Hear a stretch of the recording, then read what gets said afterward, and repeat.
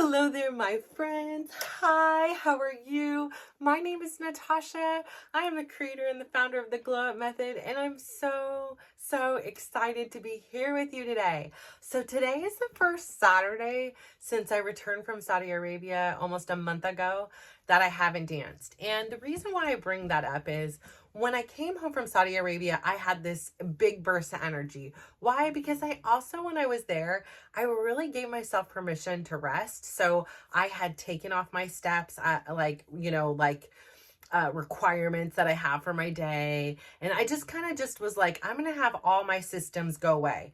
And of course, it was a little bit scary, but I now have had the time where I have stopped and then restarted and know that. So it was a little intimidating to stop because I'm like, there's always that little part of me, like every other time I've stopped, I haven't, gone back to what I was doing. And that's a little scary, but I'm such a different person now than in my previous, health journeys and just my previous version of myself who would, be gung ho about something, but not really have a solid why or reason or feel the fulfillment like I was doing something for somebody else. So like me exercising and me moving my body, it isn't for anybody else. It's for me. Like, it is 100% for me. I remember early on in the journey of mine, my soon to be ex-husband was very adamant about the only reason I want to lose weight is so I can look good for somebody else, so I can get another man, and so that I can find somebody to replace him. And I found that so demoralizing. I found it so hurtful and just like I just sat back and was like, this person really doesn't know me at all. Like, that is first off the last thing on my mind. And I just really found high offense to it because he just couldn't believe that I would do something for myself and that I had to have this transaction, like I'm going to do this so I can get this. It was just like, it was for me. It was a personal challenge. It was a personal desire. And I was working really hard. I was learning new tools. I was practicing things. I was falling down on my face and I was getting back up again.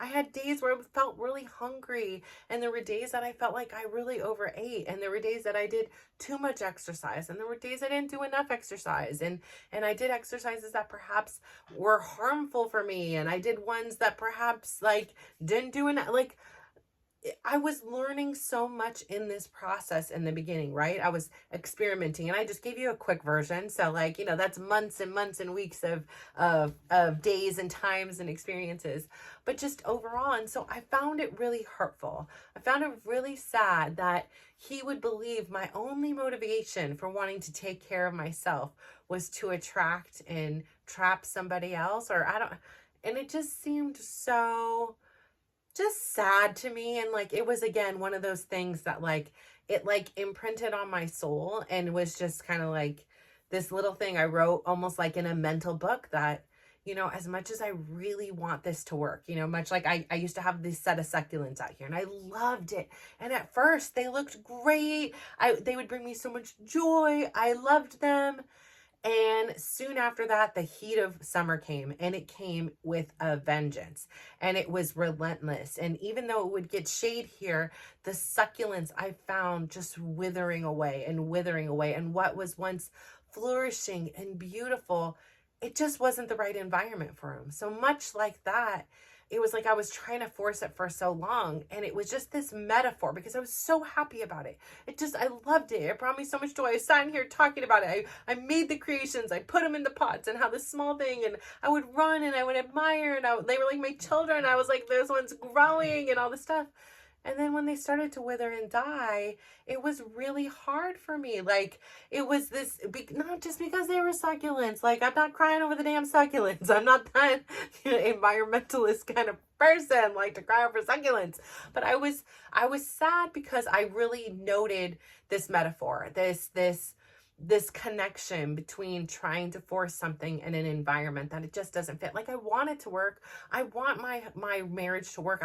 On paper, it would be so easy, right? Like, it's convenient. I know the worst about him. He knows the worst. Like, it just would be so convenient. But then in practice, in the execution, like the succulents would be so beautiful. There's a beautiful ledge, there's a window, it gets shade. Like in the theory it works, but when in practice it just does not. And that's much like Chris and I. And I'm not saying he's a bad person, and I'm not saying I'm a bad person or a good person.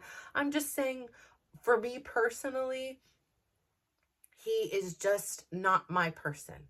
And that's all I can do, is say where I am today and how I feel. And that's it. It's, and you know, I just, yeah, it's really difficult, right? Like, I don't know how many about you out there have gone through any form of a breakup, whether it be a 25-year marriage or a 25-day relationship or 25 minutes on the phone. It's tough.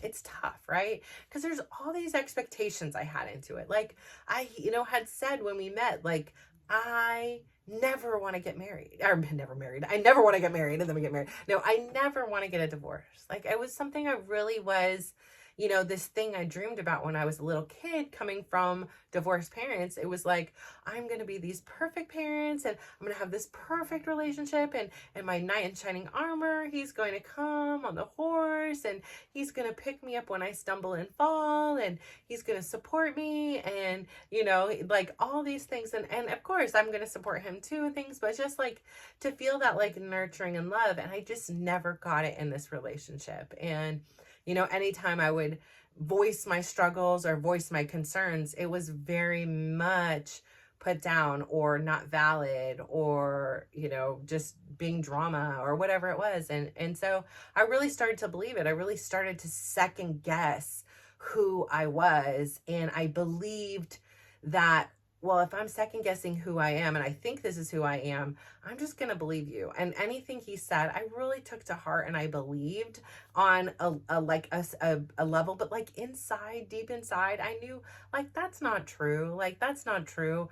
But I was just like almost easier. It was almost more peaceful on the exterior. If I just believed what he said, if I just, enabled whatever his desires were, it just seemed like life was easier. And so this process has taught me so much. It's taught me so much I never knew was going to happen. Like, again, I refer to this all the time, but sitting there in my car on that mountain, ready to just say, frick it, I'm out, I'm done, I can't take it anymore. Like, I literally just, I felt like the world was closing in on me. I felt literally, I could not catch a breath. I could not catch a break. I just felt like every which way something was coming, and not necessarily attacking me personally, but it all felt like a personal attack. Like, everything that happened, like if it was happening to my kids, it was just like, here was this other thing, and it just was so overwhelming and so much. I just couldn't take it. And I couldn't take it because there was no purpose for me beyond, let me just serve other people. And that's beautiful, and it's kind, and it's loving, and it's generous, and I get all that. But I was a shell of a human. I was not real. Like, I just wasn't real. And even though, like, in hindsight, I could see, how I was this high functioning, whatever it was, kind of person I was, high functioning, people pleasing, depressed, anxious, all these things. Like, it was just like, I could just navigate this world, and people still thought I was strong. People still thought I was like, so like, had it together and smiley. And inside, I was just an empty pit of death. Like, I would save it on. And when I was with my kids and stuff like that, that was genuine. Like, I really did feel joy to be with them, and see the world through their eyes, and be delighted by like what the things that they were doing and their stories, and none of that was fake or anything, but I just was half alive. And so I never could have imagined that a life like I live today, which is no real difference, like in the day-to-day, right? Like, beyond the way I've now cultivated my day, the way I've chosen to spend my day. But overall, like, I'm still living in the same house. I still have the same 4 kids. I still live with my ex-husband. Like, there's still money issues. There's still stacks of paperwork for me to get to. So really, nothing really changed much in my environment. a lot of it's consistent. I'm still in the same city. My kids, some of them go to the same school. Like, nothing has changed. But yet it has completely changed. Everything has changed. And what has changed the most is my perspective. It's the way I look at the things. It's ending each day, reflecting on my day and finding at minimum one thing to be grateful for. Sometimes, again, because I'm not the most concise in the room, like sometimes I'm like, there's so many things. Like, how much can I fit on this one Post-it? Because it's been such a beautiful day. And most of the things that I'm grateful for, it's the simple stuff. It isn't like, because I was in Saudi Arabia today. Like, yeah, of course, certain days that it's like that. Or it's not some grand gesture. It's the everyday things that we often forget that have the most beauty. It's things like my son offering to cook me something. Like, cook me something? Like, that was huge. That was big. Somebody, watching somebody give somebody else a compliment. That, like, lights me up. Like, yeah, there is good out there. Like, people are spreading good. People saying something nice about me. Being there and I saying something nice, like, that makes me happy. I feel happy fueling somebody else's tank. It's a gift, right? Like, it's not expected. Nobody's expecting me to say anything. It's not a requirement, but it's just real. And they feel good. And somehow in this process, I feel good too. I'm not trying to, that's not the goal, but isn't that a pretty cool, like, bonus? Isn't that a pretty cool cherry on top? I mean, I think so.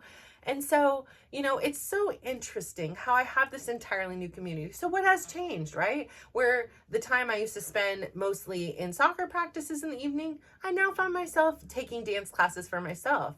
And the reason I reference that I haven't danced, today is the first Saturday in probably over a month that I haven't danced, is because I have been really, not in a way pushing myself, but it's just, I've been really enjoying my dance. And so I really want to do it more, right?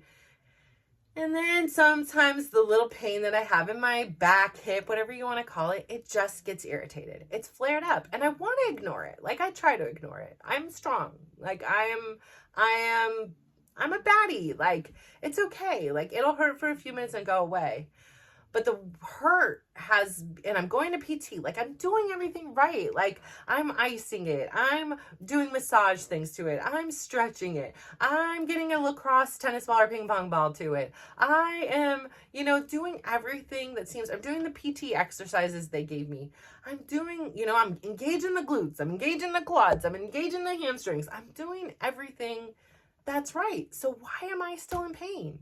Why?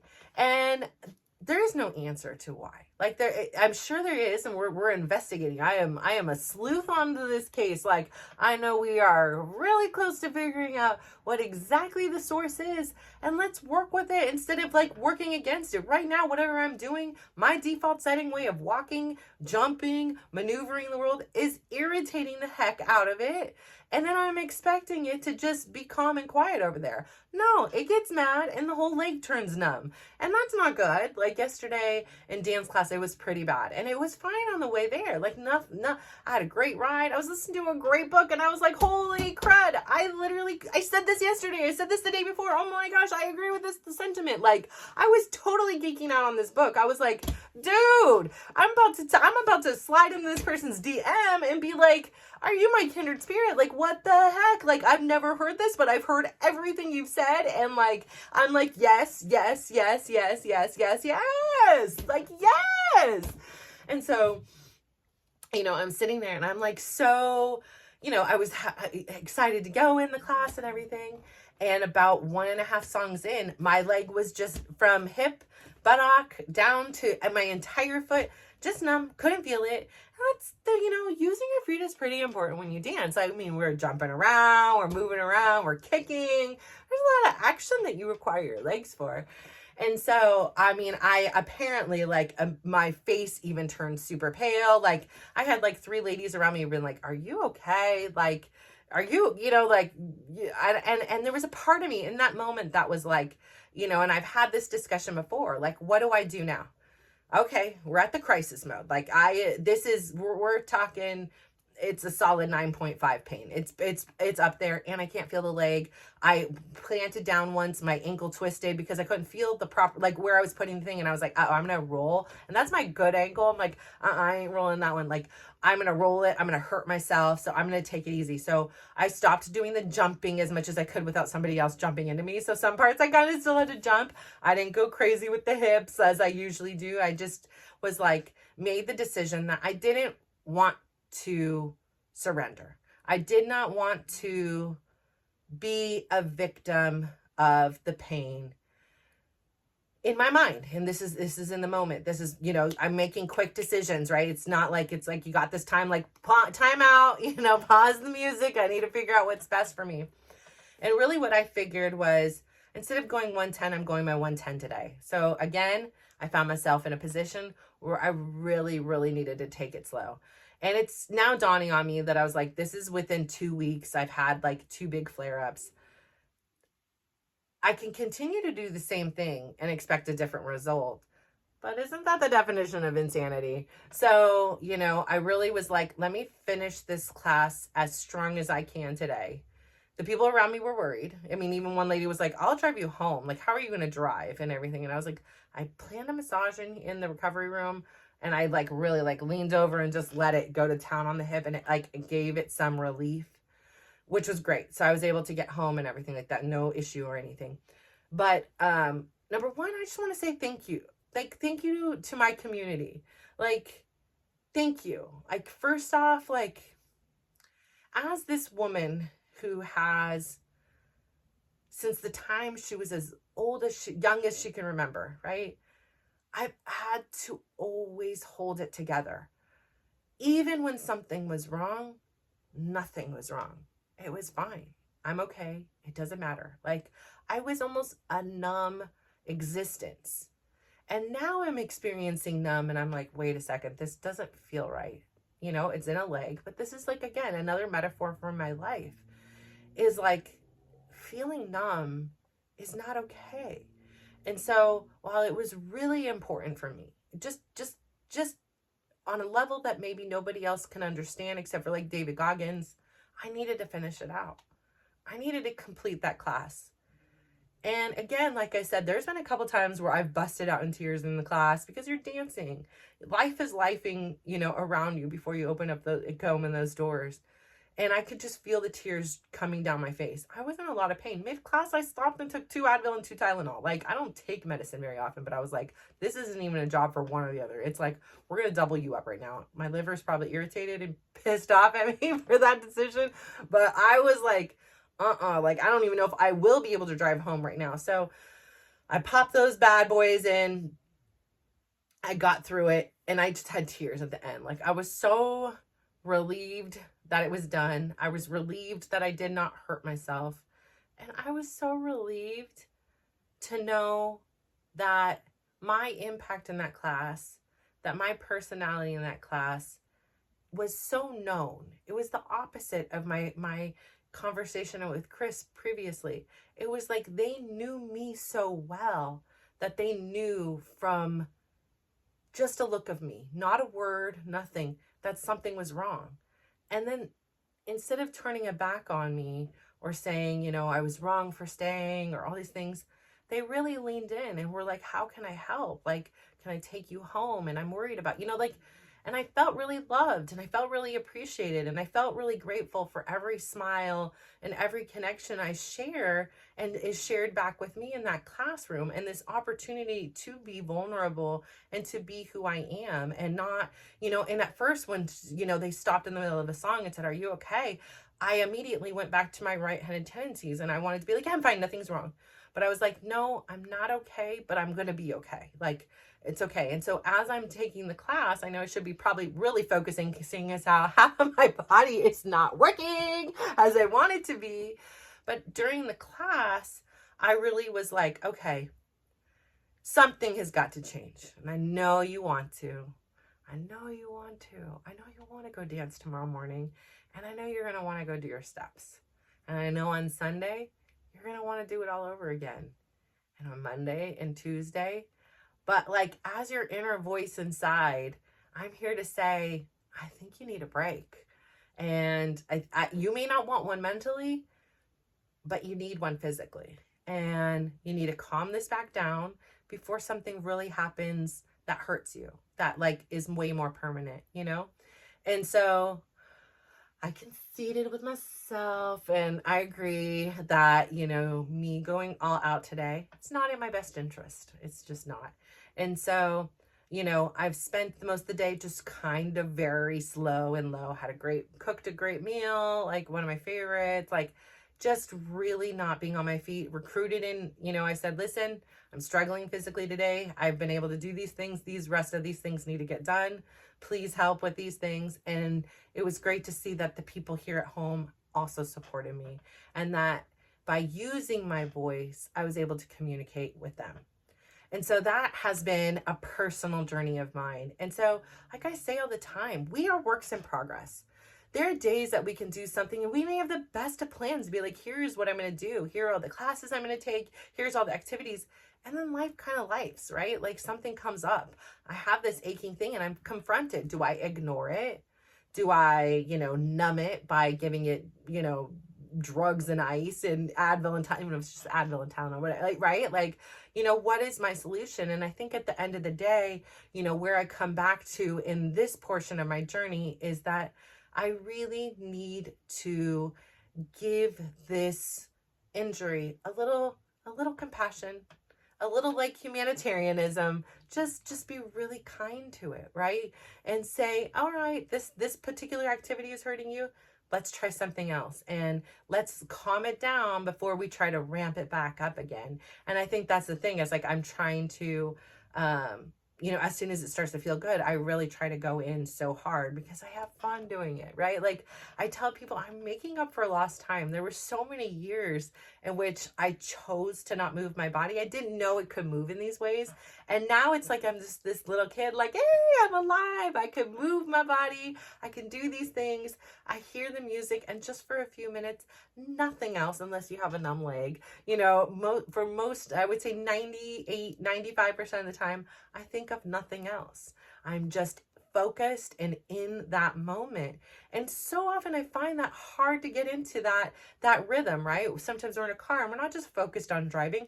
Do you ever do that? Like all of a sudden you're like, I just drove 20 minutes and I literally don't even remember driving. I'm into my music, a podcast, maybe perhaps a phone call, perhaps a conversation in the car. And you're like, holy crap, did I even stop at those stop signs? Because I like don't remember. It was just muscle memory. And so getting in this new left-handed philosophy of where we're really enjoying the present has helped me tremendously, because I lived so much in my past life. Like I was always in worry. I was always worrying about the future. I was regretting things that had happened. I was upset about things that happened. I was sad about the things that happened. And it was holding me back from really, really enjoying the present. And then on the same turn, I was worried about what would happen in the future. Are we going to have enough of this and this and this? Like things that may or may not even happen. And so really just honing in and being focused on where I'm at has been such a gift that I really hope that you are able to incorporate into your life. Again, it comes back to creating these foundations, putting yourself in these situations, the meditation, the daily dose of dysregulation, you know, for me personally, the intermittent fasting, you know, is challenging yourself to new ways, utilizing the left hand versus the right, or the right if you're, you know, vice versa. If you're ambidextrous, well, dang, you're just killing it, aren't you?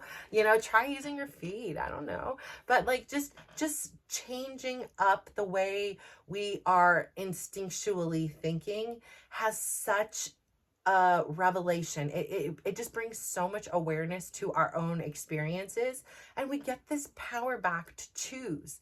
I'm right-handed. If I want to become left-handed, I can, and then I have the choice to say, well, which one do I want to use? And I can use it when I want to. And that's the whole point, is to be able to learn and use both things in conjunction, or use it when you want to, it serves you better, however it is. And so I'm just really grateful for that. And one of the things I'm the most grateful for, and it's just, I'm not a numbers person. I once was, I totally get it. I just am no longer there. Like, it just doesn't matter to me personally. I do get like, like when my kids were first starting their things and it was like one person or things like, I just, again, I'm that mom that's like, oh no, nobody likes them. They're sitting alone at the lunch table. Like, let me come, and for me personally, I'm like, I'm not worried about people liking me. Like, I'm not worried about who's coming or going. I'm appreciating the ones that have arrived. I'm appreciating the ones that are here. And if it's just one of us, if it's just me, I'm grateful for that. Like, I'm so grateful for that, because as much as I'm giving, I am receiving too. And that's not what it's about. But there's just this irony in it all. Like, I didn't expect that. I didn't see that coming.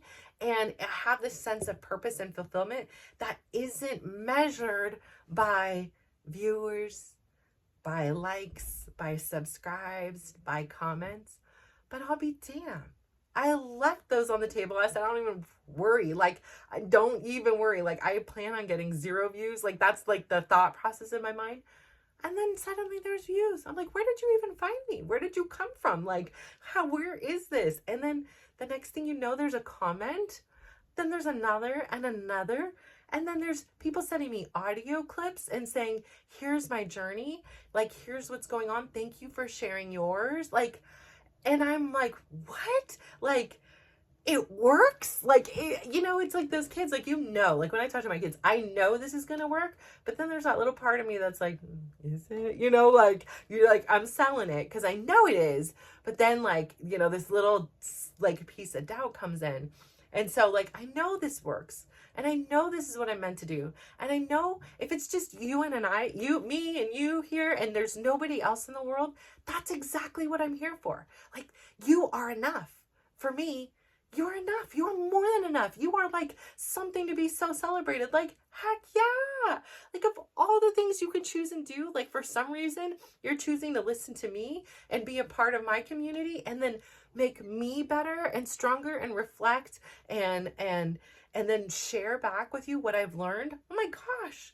Like, oh my gosh. Like, I always have said everything happens for a reason. And I know that's so cliche and everything, but it's true. And so often it's so hard to see it in the moment, because a lot of times we say that when something bad's happened, like something great doesn't happen. We're like, everything happens for a reason, No, it's usually when something that we weren't expecting, we didn't want, like we get some form of rejection, something like that happens. We get a medical disease, something happens, and we're like, everything happens for a reason.